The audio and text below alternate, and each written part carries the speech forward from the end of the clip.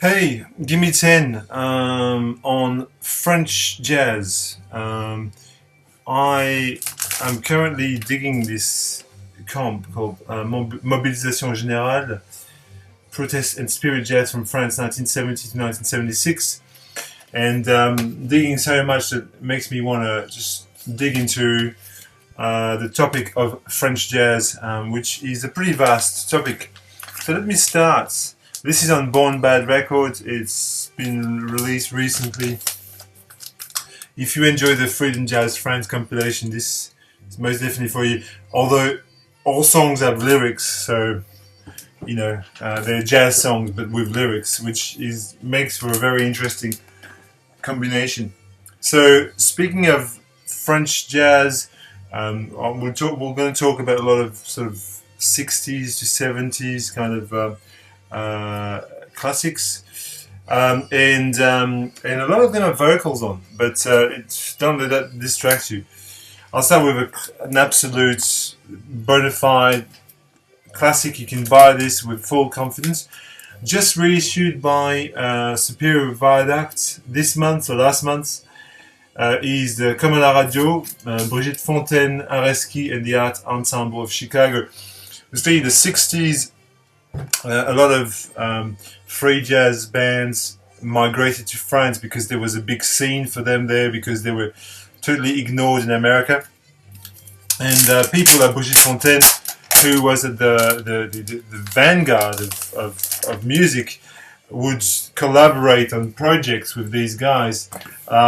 This is a sumptuous record, totally worth getting. Comme à la Radio. It's an original press on the mighty Saravah records. Saravah was one of the most sort of at the forefront of music type of labels. With we'll talk about big BYG in a minute, but Saravah was founded by a guy called Pierre Baroque, who was completely, obsessed with those jazz bands, those American jazz bands, and he wanted to release some great French music on his label. So Brigitte Fontaine and the Art Ensemble of Chicago, Comme à la Radio, 1968, I think. On the same kind of line, a wonderful Black Panther anthem, Colette Magny, Répression, and you can see this is on an original on Chant du Monde, which is a wonderful French label. If you see anything on Chant du Monde, pick it up. It's a great label. The gatefold indicates the purpose of the album, which is Black Panther, caged by America. You can see the American flag, which is the cage. This is lyrically such a powerful record. Colette Magny, which you can see her, she's a grand kind of big old lady, not old, it's the wrong word, but she was like an elder statesman of French music of her day. She had this amazing range of vocal range, and she used to be a secretary for a political organization, and she quit her job to make records. And this is a magnum opus from 60, I would say 63 or 64, around about that, or maybe 65. Colette Magny, Répression, entirely worth getting, an amazing record. Again, as I said, this is an OG on Chant du Monde, which is not, can be found, it's not impossible to find this record. Keeping up with classics, I have to talk about the Full Moon Ensemble with Claude Delacroix.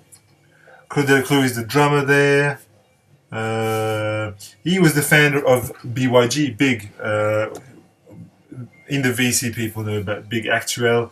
Actuel was a magazine, a music magazine, and the series BYG Actuel was a collaboration between the label and the magazine, and again was trying to focus on Black American artists, which were at the vanguard of music. You know, the Saravah, and again the Arts Ensemble of Chicago, Sonny Sharrock, Sonny Murray, Graken Monker the Third, etc., etc., etc. So this is a mighty record, again with lyrics, free jazz, totally amazing. This is a reissue on Superfly Records. If you want to buy an original of this, you're going to have to remortgage your house. 1968 total masterpiece. Former ensembles. Speaking of total masterpieces, here is a monster record. The Baroque Jazz Trio, the BJT, was made of these three guys. Their names are there.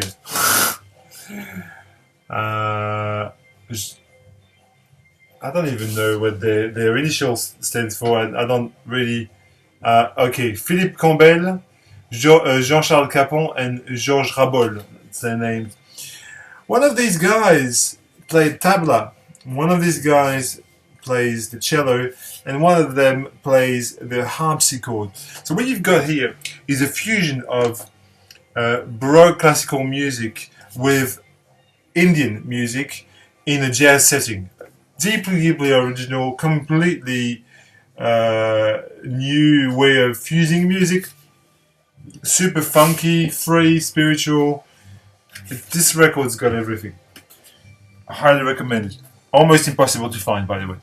I think Sonic Mainline found a copy of it recently by total fluke.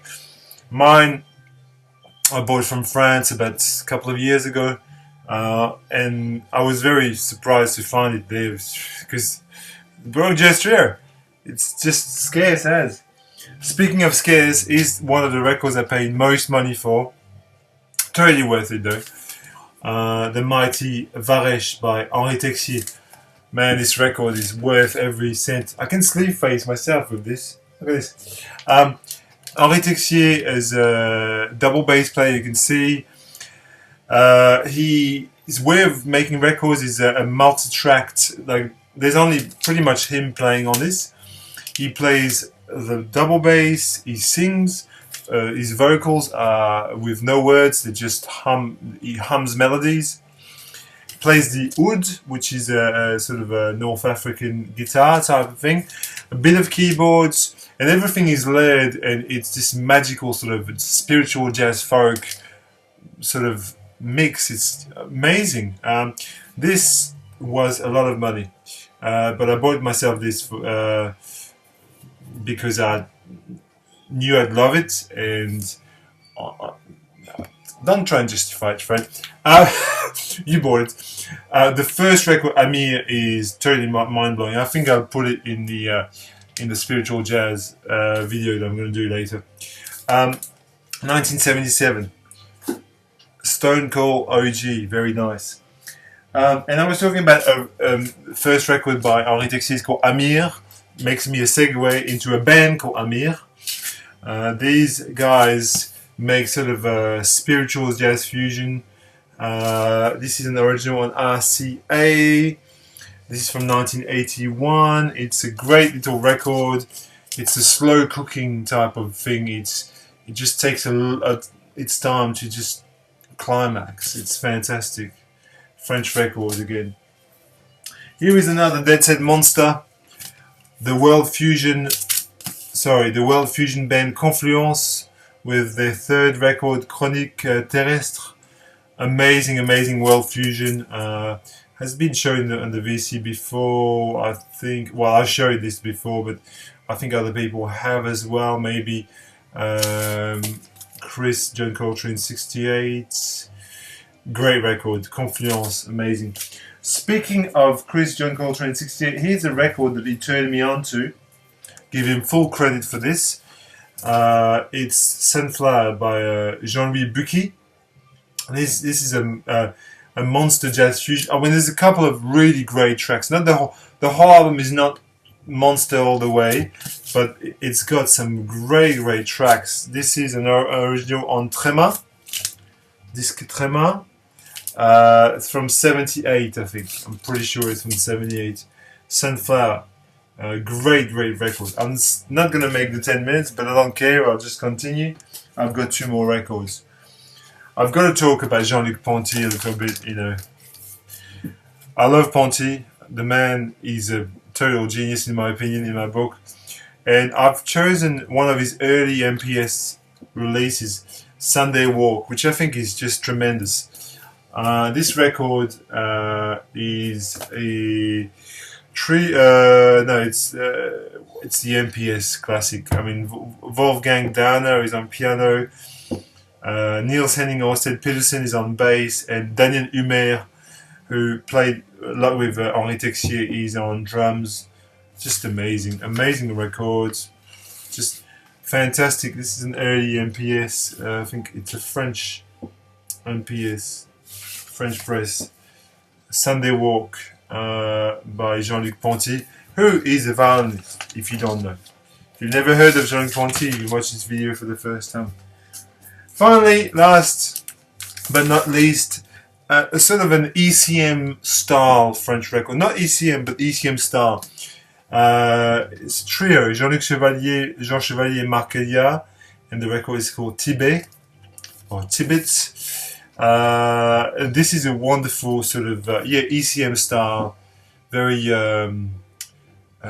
pensive, very deep, kind of icy in parts, records, very much like it could be a John Sermon record, or maybe a Terge Ripdahl type record. You know, that's the sort of jazz you're looking at there. So there you go. This is my Gimme 10 for French jazz. Could have put lots of others, but this is what I've got for the moment. Thank you for watching, commenting, stopping by, insulting. Love you all.